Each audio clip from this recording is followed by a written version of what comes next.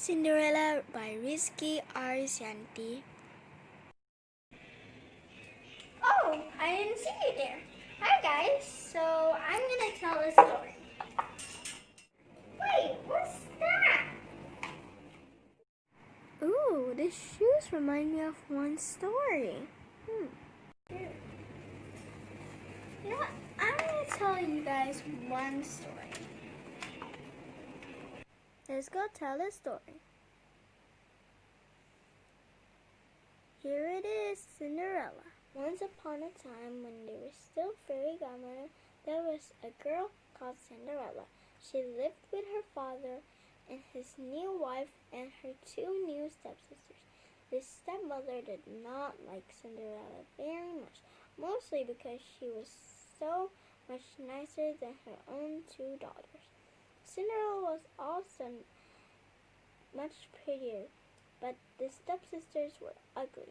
Cinderella had to do all the work in the house, as the ugly sisters were also very lazy.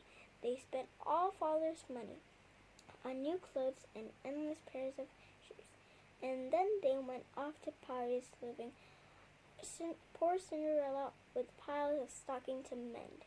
One day, a very grand invitation arrived.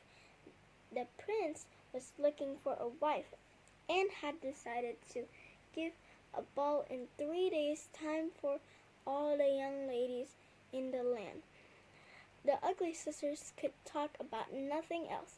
They bought lots of new dresses and many pairs of matching shoes, and then spent every hour trying them all on. They made Cinderella curl their hair and iron their ribbons and powder their noses.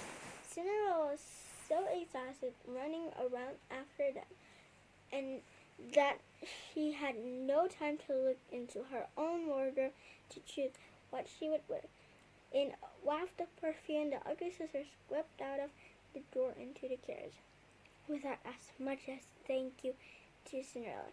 She closed the door sadly and went to sit by the fire in the kitchen.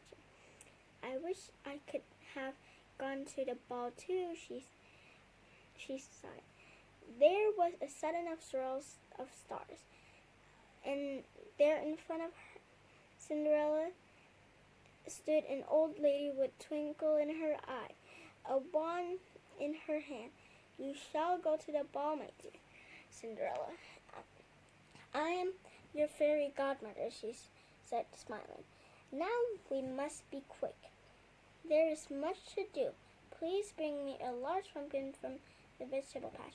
Oh, and 6 mice from the barn. And you will find 4 lizards in the water butt.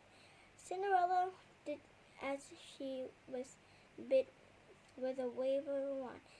The pumpkin turned into a glitter golden coach, and the mice into 6 pure white horses.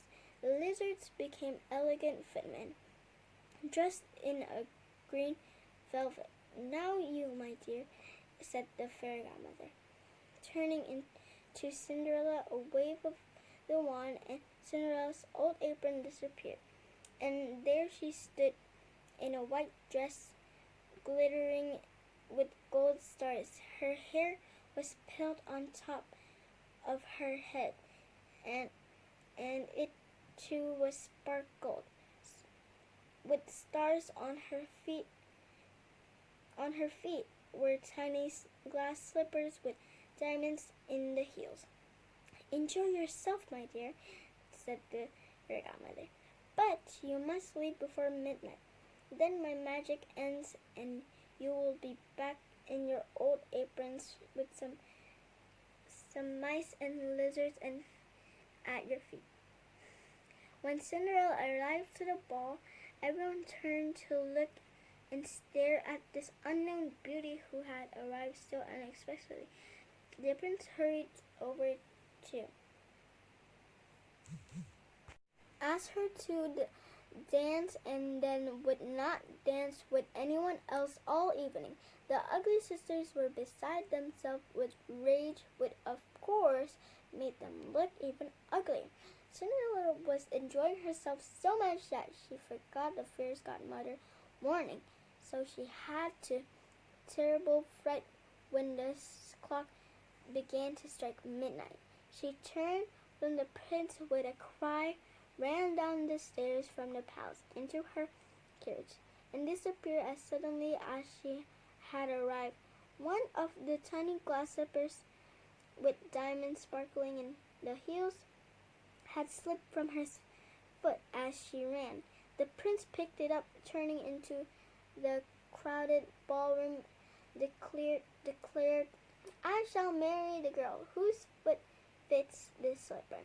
Cinderella, meanwhile, had just managed to reach her garden gate when all her finery disappeared, and by the time the ugly sisters arrived home, both in a towering rage, she was sitting quietly by the fire. The next morning, the prince from the house looking for mystery girl whose foot would fit this glass slipper, but no one had feet that small. He reached Cinderella's house where first one ugly sister, and then the next tried to squash her big feet into the slipper. "Please let me try," and said a quiet voice from the corner. And Cinderella stepped forward to sisters, laughed in scorn, but they soon stopped when they saw the tiny slipper fitted Cinderella perfectly. There was a sudden of stars, and there in front of Cinderella stood a fairy godmother with a twinkle in her eye and a wand in her hand. Cinderella was clothed in gorgeous dress of cornflower blue silk, decorated with pearls on her feet. She wore the white boots with blue tassels.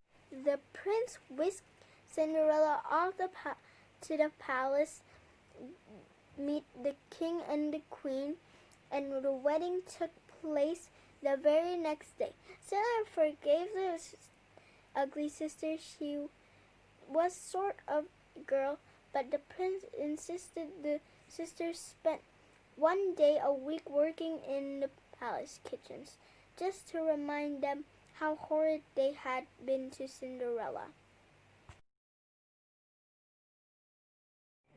Thanks for watching and hope you enjoyed. Wait, I have a secret. Come here. I'm actually Cinderella.